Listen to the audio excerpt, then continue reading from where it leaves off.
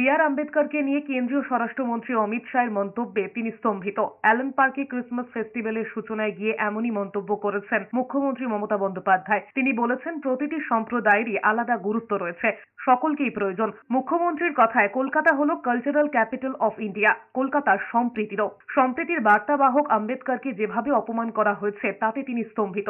অন্যদিকে দেশে কেউ এক পথ এক মত প্রতিস্থাপনের চেষ্টা করছে, যা গ্রহণযোগ্য নয়। সেন্ট জেভিয়ার্স কলেজে ক্রিসমাস ফেস্টিভ্যালের উদ্বোধন করতে গিয়ে এমনই দাবি করেছেন মুখ্যমন্ত্রী মমতা বন্দ্যোপাধ্যায়। পাশাপাশি নবীন প্রজন্মকে দেশের সার্বভৌমত্বের গরিমা বহনের আর্জি জানিয়ে মুখ্যমন্ত্রীর বার্তা, সর্বধর্ম সমন্বয় দেশের গরিমা। বিবেকানন্দ, শ্রীরামকৃষ্ণ থেকে যীশু খ্রিস্ট সবাইকে একসাথে নিয়ে চলার বার্তা দিয়েছেন, কিন্তু বৈচিত্র্যের মধ্যে ঐক্যের বার্তা আজ লঙ্ঘিত হচ্ছে। তাছাড়াও অমিত শাহের বক্তব্যের তীব্র নিন্দা করেছেন মুখ্যমন্ত্রী।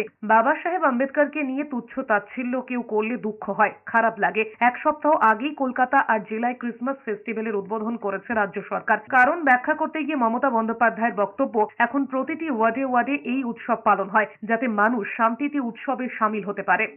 All the small girls, brothers and sisters and all the people from different community, without them we cannot survive. I'm shocked about the comments of Ambedkar, Baba Saheb Ambedkar. Earlier I was shocked.